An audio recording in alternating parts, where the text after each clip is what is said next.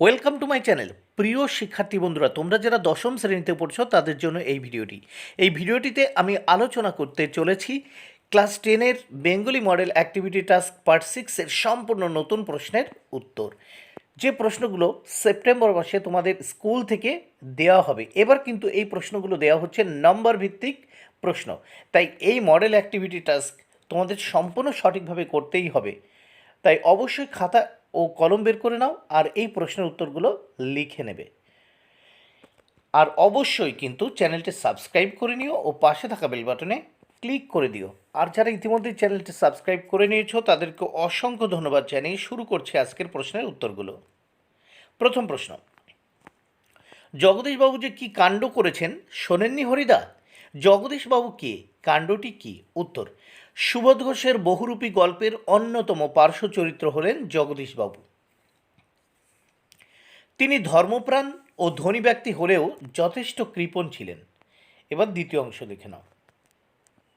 কাণ্ডটি ছিল, বিশিষ্ট ব্যক্তি জগদীশবাবুর বাড়িতে 7 দিন হলো এক সন্ন্যাসী ছিলেন, খুব উঁচু দরের সন্ন্যাসী। হিমালয়ের গুহাতে থাকেন, সারা বছরে শুধুমাত্র একটি হরিতকি ছাড়া সারা বছর আর কিছু খান না। সেই সন্ন্যাসী তার পায়ের ধুলো কাউকে সংগ্রহ করতে দিতেন না, কিন্তু ধর্মপ্রাণ জগদীশবাবু সুকৌশলে সোনার বোল দেওয়া খড়ম পরিয়ে দুর্লভ সেই পায়ের ধুলো সংগ্রহ করেছিলেন এবং সন্ন্যাসীর বিদায়ের সময় 100 টাকা প্রণামীও দিয়েছিলেন। আলোচ্য অংশে জগদীশবাবুর এই কাণ্ডটির কথা বলা হয়েছে। এবার দেখে নাও 1-2 নম্বর প্রশ্ন। খুবই গরিব মানুষ হরিদা। হরিদার পরিচয় দাও। তার দারিদ্র্যের ছবি বহুরূপী গল্পে কিভাবে প্রতিভাসিত হয়েছে? উত্তর, সুবোধ ঘোষের বহুরূপী গল্পের কেন্দ্রীয় চরিত্র হরিদা ছিলেন একজন খুবই গরিব মানুষ এবং বহুরূপী।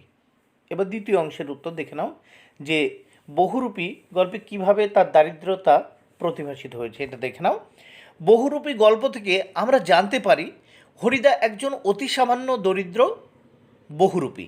সম্পূর্ণ গল্প জুড়ে আমরা তার দারিদ্রতার একাধিক নিদর্শন দেখতে পাই। যেমন শহরের সরু গলির ভিতরে একটি ছোট্ট ঘরই তার সম্বল। বাড়িতে আগত বন্ধুদের চা খাওয়ানোর মতো সামর্থ্য তার ছিল না।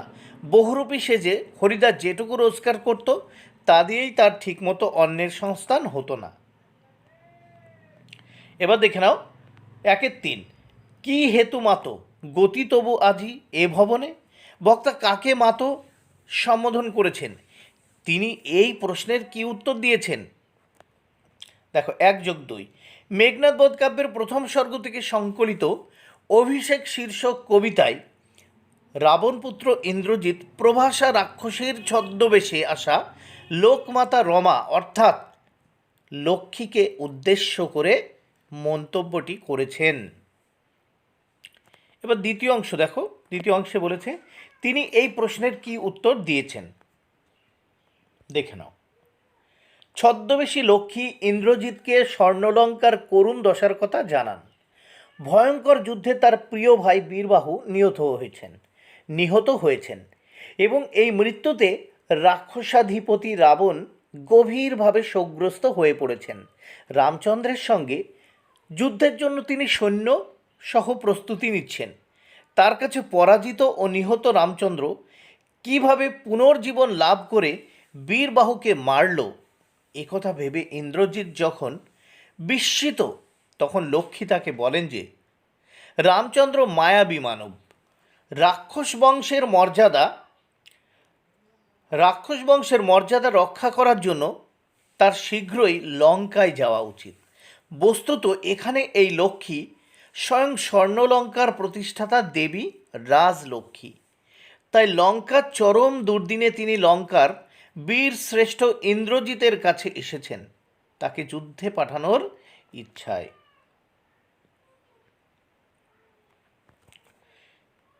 এবার দেখে নাও 1-4 নম্বর প্রশ্ন।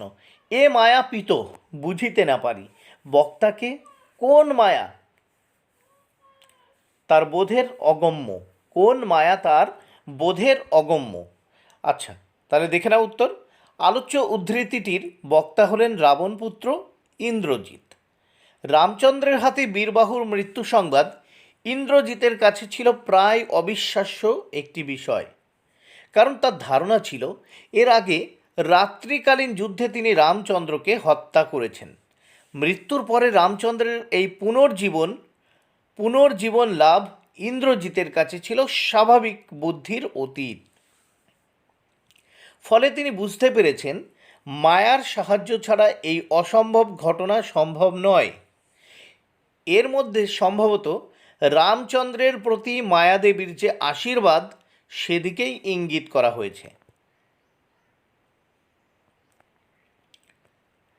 5 নম্বর প্রশ্ন, কিন্তু ভদ্রতার অযোগ্য তোমরা, কার প্রতি এরূপ মন্তব্য? বক্তা কোন পরিস্থিতিতে মন্তব্যটি করেছেন? তাহলে উত্তর দেখে নাও। শচীন্দ্রনাথ সেনগুপ্ত রচিত সিরাজউদ্দৌলা নাট্যাংশে উদ্ধৃত উক্তিটি বাংলার নবাব সিরাজউদ্দৌলা করেছেন ওয়াটসের উদ্দেশ্যে। উদ্ধৃত উক্তিটি বাংলার নবাব সিরাজউদ্দৌলা করেছেন ওয়াটসের উদ্দেশ্যে। দেখো, ইংরেজদের বিরুদ্ধে কলকাতায় সিরাজ যখন যুদ্ধযাত্রা করেন, তখন সেই যুদ্ধ এবং প্রতিযুদ্ধের ফলস্বরূপ ইস্ট ইন্ডিয়া কোম্পানি এবং নবাবের মধ্যে একটি সন্ধি স্বাক্ষরিত হয়। নবাব কলকাতার নাম রেখেছিলেন আলীনগর, ফলে এই সন্ধি আলীনগরের সন্ধি নামে খ্যাত।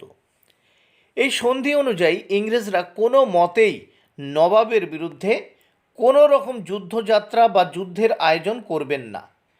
কিন্তু সিরাজের হাতে কলকাতার অ্যাডমিরাল ওয়াটসনের একটি পত্র এসে পৌঁছয়, যার মাধ্যমে সিরাজ জানতে পারেন যে অ্যাডমিরাল ওয়াটসনের নেতৃত্বে তার বিরুদ্ধে ইস্ট ইন্ডিয়া কোম্পানি ইতিমধ্যেই সৈন্যবাহিনী, মূলত নৌবহর পাঠিয়ে যুদ্ধের প্রস্তুতি নিচ্ছে।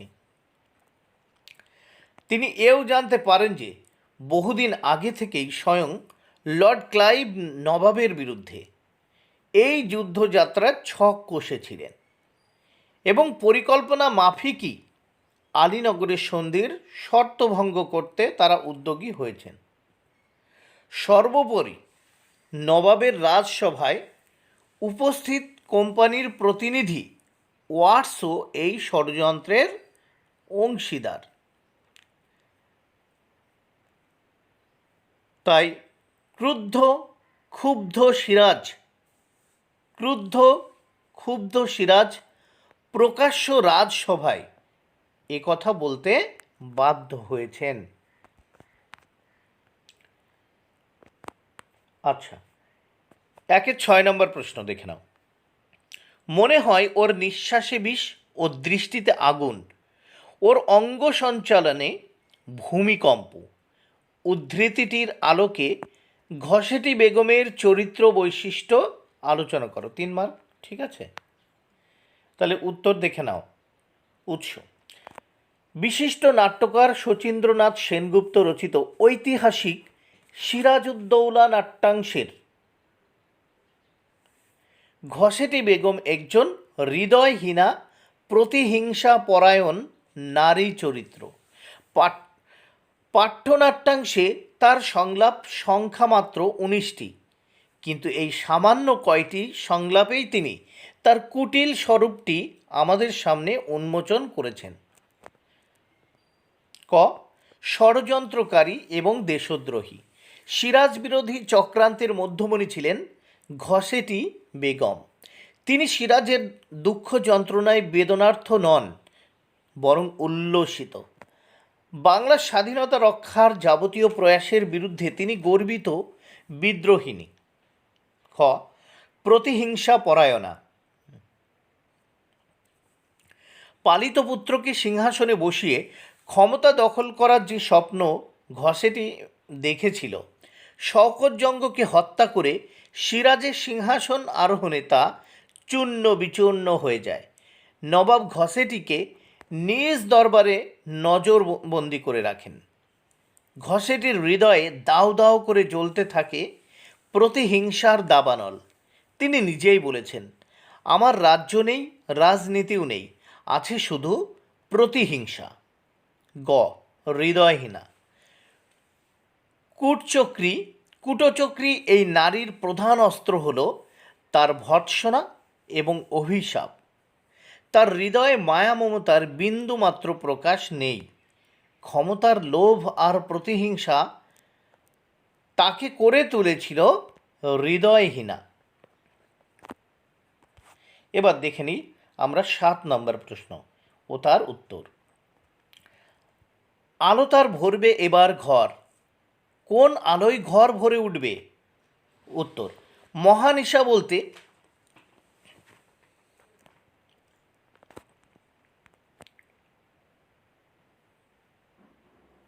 পৃথিবী জুড়ে কবি নজরুল স্থিতাবস্থার ভাঙন লক্ষ্য করেছেন। পরাধীনতা এবং সামাজিক শোষণ বঞ্চনার মধ্য দিয়ে যে অন্ধকার নেমে এসেছে তার অবসান ঘটবে এবং সভ্যতার নতুন সূর্যোদয় ঘটবে, কবি এরকমটাই প্রত্যাশা করেছেন। মহাদেব ধ্বংসের দেবতা হলেও তার কপালে থাকে চাঁদ।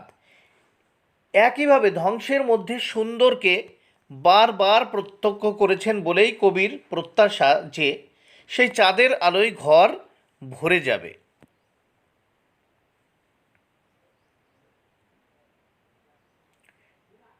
এই লাইন দুটো তোমাদের লেখা লাগবে না, ঠিক আছে? এই লাইন দুটো লিখবে না, এখান থেকে উত্তরটা লিখবে যে পৃথিবী জুড়ে কবি নজরুল স্থিতাবস্থার ভাঙন লক্ষ্য করেছেন। পরাধীনতা এবং সামাজিক শোষণ বঞ্চনার মধ্য দিয়েই যে অন্ধকার নেমে এসেছে তার অবসান ঘটবে, সভ্যতার নতুন সূর্যোদয় ঘটবে, কবি এরকমই প্রত্যাশা করেছেন। মহাদেব ধ্বংসের দেবতা হলেও তার কপালে থাকে চাঁদ। একইভাবে ধ্বংসের মধ্যে সুন্দরকে বারবার প্রত্যক্ষ করেছেন বলেই কবির প্রত্যাশা যে সেই চাঁদের আলোয় ঘর ভরে যাবে। তাহলে এখান থেকে শুরু করবে যে পৃথিবী জুড়ে কবি নজরুল, এখান থেকে উত্তরটা শুরু। এরপরে আসছে ভয়ঙ্কর, ভয়ঙ্করের আগমন পরিস্থিতিটি প্রলয় উল্লাস কবিতা অনুসরণে আলোচনা করো। তাহলে উত্তর দেখে নাও। নজরুল ইসলাম ভয়ঙ্করের বেশে নতুনের আগমনকে প্রত্যক্ষ করেছেন। প্রলয়ের নেশায় মত্ত হয়ে নৃত্যরত পাগলের মতো বিদ্রোহী শক্তির আগমন ঘটছে। তাকে প্রতিহত করার শক্তি, তার সামনে দাঁড়াবার শক্তি কারণেই মহাকালের ভয়ঙ্কর মূর্তিতে অর্থাৎ শিবের ধ্বংসমূর্তিতে যেন মুক্তিদূত অর্থাৎ বিপ্লবী শক্তির আগমন ঘটছে। কাল বৈশাখীর ঝড়ে উঠছে নতুনের পতাকা, ধ্বংসের মধ্যে সৃষ্টির প্রতিশ্রুতি।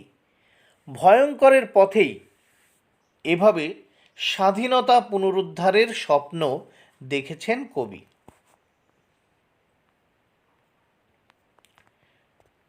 1-9 অপূর্ব কহিল, বেলা হয়ে গেল, আমি তবে চললুম কাকাবাবু।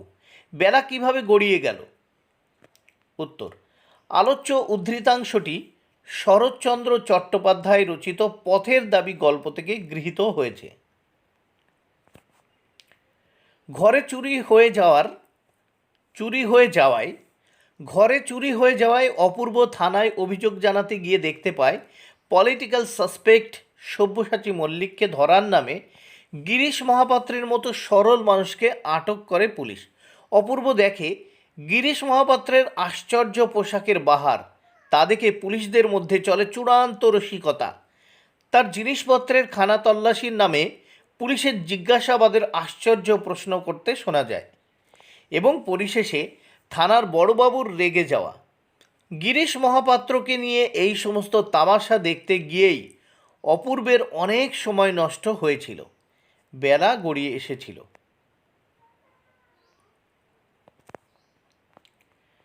1-10 কই, এ ঘটনা তো আমাকে বলেননি। বক্তা কাকে কথা বলেছেন? কোন ঘটনার কথা বক্তা আগে শোনেননি? অমর কথাশিল্পী শরৎচন্দ্র চট্টোপাধ্যায় রচিত পথের দাবি রচনাংশে রামদাস তলোয়ারকর অপূর্বকে একথা বলেছে। অপূর্বকে বিনা দোষে কিছু ফিরিঙ্গি ছেলে লাথি মেরে প্ল্যাটফর্ম থেকে বের করে দিয়েছিল। এই অন্যায়ের প্রতিবাদ জানাতে গেলে সাহেব স্টেশন মাস্টার শুধু ভারতীয় বলে অপূর্বকে স্টেশন থেকে কুকুরের মতো তাড়িয়ে দিয়েছিলেন। এই কথা বক্তা রামদাস তলওয়ারকর আগে শোনেননি। এবার দেখে নাও, ব্যাস বাক্য সহ সমাস নির্ণয় করো, প্রতিটির মান 1। ভোজ্য বস্তু, দেখো ভোজ্যের বস্তু সম্বন্ধ তৎপুরুষ সমাস, অথবা তোমরা করতে পারো ভোজনের উপযুক্ত বস্তু মধ্যপদলোপী কর্মধারায় সমাস। মধ্যপদলোপী কর্মধারায় সমাস। এখানে দেখো তোমরা ভোজ্যের বস্তু সম্বন্ধ তৎপুরুষ করতে পারো, অথবা এটাকে এইভাবে বিশ্লেষণ করতে পারো, ভোজনের উপযুক্ত বস্তু মধ্যপদলোপী কর্মধারায় সমাস। এবার দেখো পোশাক পরিচ্ছদ, পোশাক ও পরিচ্ছদ দ্বন্দ্ব সমাস। সন্ধ্যান্নিক, দেখো সন্ধ্যাকালীন আহ্নিক মধ্যপদলোপী কর্মধারায় সমাস। সৃজন বেদন, দেখো সৃজনের নিমিত্তে বেদন নিমিত্ত তৎপুরুষ সমাস। প্রলয় উল্লাস, প্রলয়ের নিমিত্তে উল্লাস নিমিত্ত তৎপুরুষ সমাস। রথ ঘরঘর, রথের ঘরঘর সম্বন্ধ তৎপুরুষ সমাস। জয়ধ্বনি, জয়সূচক ধ্বনি মধ্যপদলোপী কর্মধারায় সমাস। জয়ধ্বনি জয়সূচক ধ্বনি মধ্যপদলোপী কর্মধারয় সমাস। সিংহদ্বার, সিংহ চিহ্নিত দ্বার মধ্যপদলোপী কর্মধারয় সমাস। তারপর দেখে নাও শিশুচাঁদ, শিশু যে চাঁদ সাধারণ কর্মধারয় সমাস। প্রলয় নেশা, প্রলয়ের নেশা সম্বন্ধ তৎপুরুষ সমাস। বন্ধুরা, তাহলে ব্যাকরণগুলো তোমরা দেখে নিয়েছো, ভালো করে এই ব্যাকরণগুলো করবে। প্রত্যেকটি উত্তর কিন্তু একেবারে সঠিক আছে। আর 100% নাম্বার পাওয়ার জন্য অবশ্যই কিন্তু চ্যানেলটি সাবস্ক্রাইব করে নিও ও পাশে থাকা বেল বাটনে ক্লিক করে নিও। এবার দেখো পরের প্রশ্ন, কম বেশি 150 শব্দে প্রতিবেদন রচনা করো। লর্ডসে রুদ্ধশ্বাস জয় ভারতীয় ক্রিকেট দলের। 5। দেখো তোমরা উপরে এরকম একটা শিরোনাম দেবে বা হেডলাইন দেবে। দেখো লর্ডস টেস্টে রুদ্ধশ্বাস জয়লাভ করলো ভারতীয় ক্রিকেট দল। এবার দেখো নিজস্ব সংবাদদাতা লর্ডস 17ই আগস্ট, যেহেতু দেখো 16 তারিখে ভারত জয়লাভ করেছিল আর রিপোর্টটা হচ্ছে তারপরের দিন লেখা। লর্ডস টেস্টে ঐতিহাসিক জয়লাভ করলো ভারতীয় ক্রিকেট দল। 5 ম্যাচের সিরিজে 1-0 ব্যবধানে এগিয়ে গেল কোহলি ব্রিগেড।